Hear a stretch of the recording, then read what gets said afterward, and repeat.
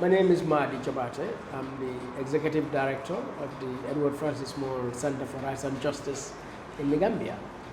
Madi, now just still on this, because it's such an important issue and there are so many risks associated with it, which I just thought it's important to discuss. One of them, which I had, is that this could face the appointment of Mr. Faal could face legal challenges. That there are some parties who are preparing to file a legal lawsuit. Another is that even the lawyers, if they decide to, down their pens in protest, that could put our courts at standstill. And another is that we are very close to elections. And if we are currently contesting the qualification of the Chief Justice, what would happen when the election goes through and the results are to be contested? How do you see some of these? What do you believe are the possible implications if Mr. Faal was to take up this role and there would be so much, concerns such as these raised? What's your view?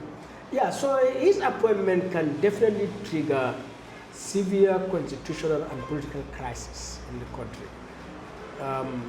Because if the Bar Association, for example, decides to go to court to challenge this, that creates a crisis because none is at the center other than the Chief Justice himself.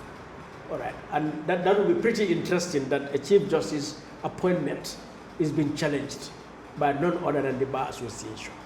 All right, so that in itself creates a crisis, from the moment it starts to, when it will end.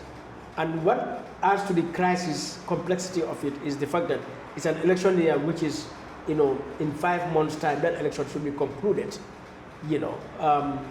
so that the Supreme Court is the body that has authority, jurisdiction over presidential election petitions. So you cannot have a Chief Justice on the query at the same time there are election petitions before the Supreme Court. That means the Supreme Court is severely challenged. And at the same time, elections cannot wait, the nation cannot wait, so that creates that political crisis. All right. But even where, his appointment is not challenged, or it is challenged and, it is ruled in his favor, all right, he is assuming a position in which there is a lot of doubt about his legitimacy.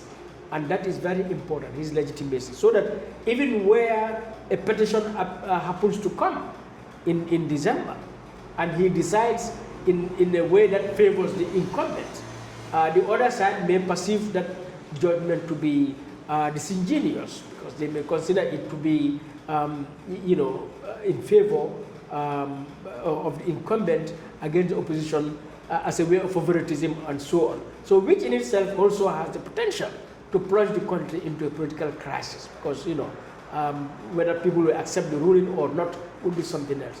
So when you look at it on many areas, this appointment does not augur well for the country. We needed a Chief Justice who should have been appointed where all constitutional requirements are met and where all stakeholders, particularly the Gambia Bar Association, have confidence. What does this now actually say, highlight with regards to the advice that our Attorney General Minister for Justice is providing to the government? Yeah, very important point, because ultimately the Minister of Justice is advisor to the government. That is what the Constitution says on legal issues like this. So one can raise the question, has the Attorney General advised the President? Is that advice was to appoint this man, all right, or was it not to appoint this man? So, and this is why I think government transparency is very important, so that we know the basis for the appointment of this Mr. Faal, all right. But of course, we know our Attorney General, who is Mr. Dawda Jallow. We at Edward Francis Moore Center for Rights and Justice have called for his resignation on a number of times because of his failure to guide the government along the rule of law.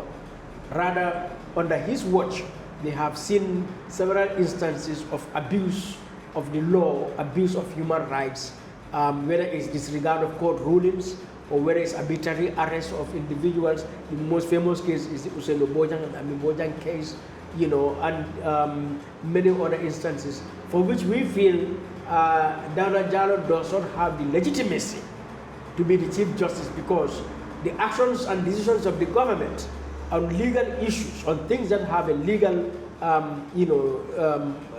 character, should not have happened if he had provided the necessary legal advice.